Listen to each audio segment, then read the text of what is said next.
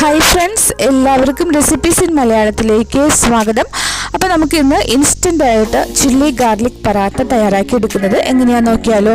മാത്രമല്ല ഞാൻ ഈ വീഡിയോയുടെ അവസാനം ഇതൊരു മാസത്തേക്ക് എങ്ങനെ സ്റ്റോർ ചെയ്ത് വെക്കാം എന്നും കൂടി കാണിച്ചു വരുന്നുണ്ട് കേട്ടോ. അപ്പോൾ വീഡിയോ മുഴുവനായിട്ട് കാണാൻ ശ്രദ്ധിക്കുക. കൂട്ടുകാർ ആരെങ്കിലും സബ്സ്ക്രൈബ് ചെയ്യാത്തവർ കാണുന്നുണ്ടെങ്കിൽ ഒന്ന് സബ്സ്ക്രൈബ് ചെയ്ത് ചാനൽ ഒന്ന് സപ്പോർട്ട് ചെയ്യാനും കൂടി മറന്നു പോവല്ലേ. ഓക്കെ, നമുക്ക് സ്റ്റാർട്ട് ചെയ്യാം. ഇതിന് വേണ്ടിയിട്ട് ഞാനിവിടെ 1 കപ്പ് മൈദ എടുക്കുന്നുണ്ട്. നമുക്ക് വേണമെങ്കിൽ 1/2 കപ്പ് ഗോതമ്പ് പൊടിയും 1/2 കപ്പ് മൈദയായിട്ടും എടുക്കുക കേട്ടോ. ഇനി നമ്മൾക്ക് വേണ്ടത് വെളുത്തുള്ളിയാണ്. ഒരു 3 വലിയ അല്ലി വെളുത്തുള്ളി ഒന്ന് ഗ്രേറ്റ് ചെയ്ത് ചേർത്ത് കൊടുക്കാം. ഇനി നമുക്ക് മല്ലിയില വേണം. മല്ലിയില ചെറുതായിട്ട് കട്ട് ചെയ്തെടുക്കാൻ വേണ്ടി ശ്രദ്ധിക്കുക. ഞാനിവിടെ 1 ടേബിൾ സ്പൂൺ മല്ലിയിലയാണ് ഇട്ടുള്ളത്. കൂടുതൽ വേണമെങ്കിൽ നിങ്ങൾക്ക് യൂസ് ചെയ്യാം കേട്ടോ. ഇനി നമുക്കിതിലേക്ക് റെഡ് ചില്ലി ഫ്ലേക്സ് ആണ്, 1 ടീസ്പൂൺ റെഡ് ചില്ലി ഫ്ലേക്സ് ഇട്ട് കൊടുക്കാം. വറ്റൽ മുളക്. ഇനി നമുക്കിതിലേക്ക് ആവശ്യത്തിന് വേണ്ട ഉപ്പും കൂടി ചേർത്ത് കൊടുക്കാം. ഇനി ഞാൻ ചേർത്ത് കൊടുക്കുന്നത് ബട്ടറാണ്. 1 ടേബിൾ സ്പൂൺ മെൽറ്റ് ചെയ്ത ബട്ടറാണ്. നിങ്ങൾക്ക് ബട്ടറിന് പകരം ഓയിൽ വേണമെങ്കിൽ യൂസ് ചെയ്യാം കേട്ടോ. ശേഷം നന്നായിട്ടൊന്ന് ഇളക്കി കൊടുക്കുക. ഇനി നമുക്കിതിനൊന്ന് കുഴച്ചെടുക്കണം. നമ്മളൊരു ലിക്വിഡ് ഡോ തയ്യാറാക്കി എടുക്കണ്ടേ. അതിന് വേണ്ടിയിട്ട് 1 കപ്പ് മൈദയ്ക്ക് 1 കപ്പ് വെള്ളമാണ് നമ്മൾ ഒഴിച്ചു കൊടുക്കുന്നത്. കറക്റ്റ് കൺസിസ്റ്റൻസിയാണ്. വെള്ളം ഒഴിച്ചു കൊടുക്കുമ്പോൾ കുറേശ്ശെ ഒഴിച്ചു കൊടുത്താൽ മതി. ഒരുമിച്ച് ഒഴിക്കുന്നതുകൊണ്ട് കുഴപ്പമൊന്നുമില്ല. നമ്മൾ ഇളക്കിയെടുക്കാൻ, കട്ടയില്ലാതെ ഇളക്കിയെടുക്കാനായിട്ട് എളുപ്പത്തിനാണ് കുറേശ്ശെ ഒഴിച്ചു കൊടുക്കാനായിട്ട് പറയുന്നത്. അപ്പോൾ നിങ്ങളുടെ കയ്യിൽ വിസ്ക് ഉണ്ടെങ്കിൽ പെട്ടെന്ന് തന്നെ നമുക്ക് ഇതുപോലെ ഇളക്കിയെടുക്കാനായിട്ട് പറ്റും. വിസ്ക് ഇല്ലെങ്കിലും കുഴപ്പമൊന്നുമില്ല കേട്ടോ. കട്ടയില്ലാതെ ഇളക്കിയെടുക്കുക. അപ്പോൾ ഞാൻ 1 കപ്പ് വെള്ളം ഒഴിച്ചു കൊടുത്തിട്ട് ഇതുപോലെ കട്ടയില്ലാതെ ഇളക്കിയെടുത്തിട്ടുണ്ട്. അപ്പോൾ നമ്മുടെ ബാറ്റർ ഇവിടെ റെഡി ആയിട്ടുണ്ട്. ഇനി ഇത് ചുട്ടെടുക്കുന്ന കാര്യത്തിൽ കുറച്ച് കാര്യങ്ങളൊന്ന് ശ്രദ്ധിക്കാനുണ്ട് കേട്ടോ. നമുക്കിത് സ്റ്റോർ ചെയ്യാൻ വേണ്ടിയിട്ട് ആണ് നിങ്ങൾ ചുട്ടെടുക്കണമെങ്കിൽ ഞാനത് പറഞ്ഞു തരാം എങ്ങനെയാണ്. അതുപോലെ തന്നെ ഇതിൽ ബട്ടർ ചേർക്കുന്നതും ഒരു പ്രത്യേക രീതിയിലാണ്. അപ്പോൾ അതെല്ലാം നമുക്ക് നോക്കാം. ഞാനിവിടെ ഒരു പാൻ ഒന്ന് ചൂടാവാനായിട്ട് വെച്ചിട്ടുണ്ട്. മീഡിയം ഫ്ലെയിമിലിട്ടിട്ടാണ് നമ്മൾ ചൂടാക്കി എടുക്കേണ്ടത് കേട്ടോ. അപ്പോൾ പാൻ ഒന്ന് ചൂടായിട്ട് വരുമ്പോൾ നമുക്കിതിലേക്ക് 1 തവി മാവ് ഇതുപോലെ കോരി ഒഴിച്ചു കൊടുക്കാം. ശേഷം തീ നന്നായിട്ട് കുറച്ച് വയ്ക്കുക. ഇതിൻ്റെ മുകൾ ഭാഗം ഒന്ന് ഡ്രൈ ആയി വരുന്നത് വരെ നമുക്കൊന്ന് വെയിറ്റ് ചെയ്യാം. ഇതിൻ്റെ മുകൾ ഭാഗം ഡ്രൈ ആയിട്ടുണ്ട്. നമുക്കൊന്ന് തിരിച്ചിട്ട് കൊടുക്കാം. ഇനി ലോ ഫ്ലെയിമിൽ തന്നെ ഒരു 30 സെക്കൻഡും കൂടി ഒന്ന് വെയിറ്റ് ചെയ്യാം. ഒരു 30 സെക്കൻഡ് കഴിയുമ്പോൾ ഈ ഒരു രീതിയിൽ പാനിൽ നിന്ന് വിട്ട് വരുന്ന ഒരു പരുവത്തിൽ നമുക്ക് തിരിച്ചിട്ട് കൊടുക്കാം. കൂടെ തന്നെ നമുക്കിതിൻ്റെ ഫ്ലെയിം ഒരു മീഡിയം ടു ഹൈ ഫ്ലെയിമിലേക്ക് മാറ്റി കൊടുക്കുകയും കൂടി ചെയ്യാം കേട്ടോ. ഇനി നമ്മൾ ഈ സമയത്ത് ഓയിലോ ബട്ടറോ ഒന്നും ചേർത്ത് കൊടുക്കരുത്.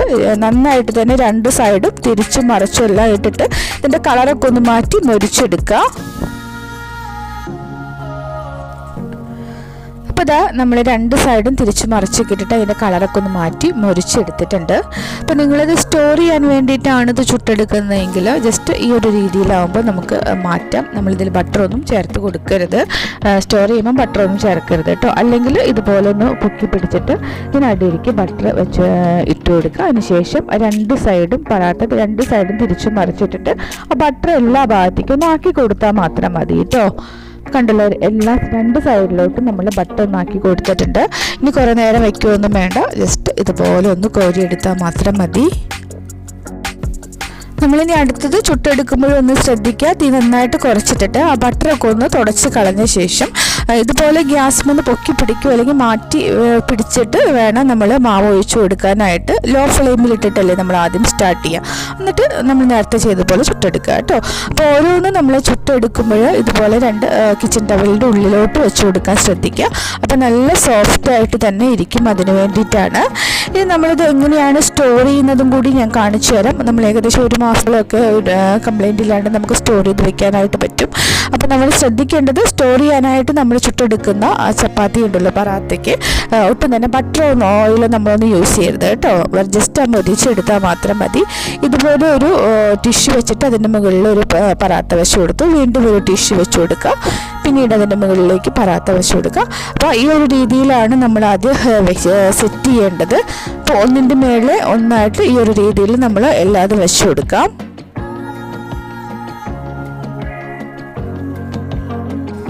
അപ്പോൾ ഒന്നും കൂടി ഓർമ്മിപ്പിക്കുക, ചുട്ടെടുക്കുകയാണ്. നമ്മൾ സ്റ്റോർ ചെയ്യാൻ വേണ്ടിയിട്ട് ചുട്ടെടുക്കുന്ന പറാത്തയിൽ ബട്ടറൊന്നും നമ്മൾ ആ ചുടാൻ നേരത്ത് ബട്ടർ ഞാൻ അവസാനം ചേർത്തില്ല, അതുപോലെ ചേർക്കരുത് കേട്ടോ. ജസ്റ്റ് ആ കളറൊക്കെ ഒന്ന് മുരിഞ്ഞു വരുമ്പോൾ മാറ്റി ഇതുപോലെ വെക്കണം. ഇപ്പോൾ ഒന്നിന് മേളിൽ ഒന്നായിട്ട് ഇതുപോലെ വെച്ചിട്ടുണ്ട്. ഇനി നമുക്ക് ഒരു പ്ലാസ്റ്റിക് കവറിലേക്ക് ആക്കി വയ്ക്കാം. നിങ്ങളുടെ കയ്യിൽ സിപ്ലോ കവർ ഉണ്ടെങ്കിൽ കുറച്ചും കൂടി നല്ലതായിരിക്കും, എയർ ടൈറ്റ് ആയിട്ട് ഇരിക്കും. അപ്പം ഞാൻ ഇതുപോലെ ഇങ്ങനെ ഇറക്കി വെച്ചിട്ട് ഇതൊന്ന് കവർ ചെയ്തെടുക്കുന്നുണ്ട്. നമുക്കിത് ഫ്രിഡ്ജിൽ ഒരാഴ്ച വരെ ഇത് സൂക്ഷിച്ച് വെക്കാനായിട്ട് പറ്റും. അതല്ല ഫ്രീസറിൽ വെക്കുകയാണെങ്കിൽ 1 മാസം വരെയൊക്കെ സൂക്ഷിച്ച് വെക്കാൻ പറ്റും കേട്ടോ. നമുക്ക് എപ്പോഴാണ് ആവശ്യം വരുന്നത് ആ സമയത്ത് പുറത്തെടുത്ത് വെച്ചിട്ട് പാനിലിട്ടിട്ട് നമ്മൾ നേരത്തെ അവസാനം ബട്ടർ ഇട്ടിട്ട് ഒന്ന് ചൂടാക്കി എടുത്തില്ലേ, അതുപോലെ ഒന്ന് ചൂടാക്കി എടുത്താൽ മാത്രം മതി. ഓക്കെ, ഇത്രയേ ഉള്ളൂ. നിങ്ങൾക്ക് കൂട്ടുകാർക്ക് എല്ലാവർക്കും ഇഷ്ടപ്പെട്ടിട്ടുണ്ടാവുമെന്ന് കരുതുകയാണ്. എല്ലാവരും ഒന്ന് ട്രൈ ചെയ്ത് നോക്കുക. അപ്പോൾ ഇഷ്ടപ്പെട്ടിട്ടുണ്ടെങ്കിൽ ഒന്ന് ലൈക്ക് ചെയ്യുക, നിങ്ങളുടെ അഭിപ്രായങ്ങൾ കമൻറ്റ് ബോക്സിൽ അറിയിക്കുക. അതുപോലെ തന്നെ സബ്സ്ക്രൈബ് ചെയ്യാത്ത കൂട്ടുകാർ ഇനിയും കാണുന്നുണ്ടെങ്കിൽ ഒന്ന് സബ്സ്ക്രൈബ് ചെയ്ത് ചാനലൊന്ന് സപ്പോർട്ട് ചെയ്യുക കേട്ടോ. അപ്പോൾ സബ്സ്ക്രൈബ് ചെയ്യാൻ നേരത്ത് ഒരു ബെൽ ബട്ടൺ വരും, അത് പ്രസ് ചെയ്യാൻ മറക്കരുത്. ബെൽ ബട്ടണിൽ ഓപ്ഷൻസ് ചോദിക്കുമ്പോൾ അതിൽ ഓൾ എന്ന ഓപ്ഷനും കൂടി ഒന്ന് പ്രസ് ചെയ്ത് കൊടുക്കണം കേട്ടോ. ഓക്കെ, നിങ്ങൾക്ക് റെസിപ്പി ഇഷ്ടപ്പെട്ടിട്ടുണ്ടെങ്കിൽ നിങ്ങളുടെ കൂട്ടുകാർക്കും കൂടി വീഡിയോ ഒന്ന് ഷെയർ ചെയ്ത് കൊടുത്താൽ നമ്മുടെ ചാനലിൽ വലിയൊരു സപ്പോർട്ടായിരിക്കും.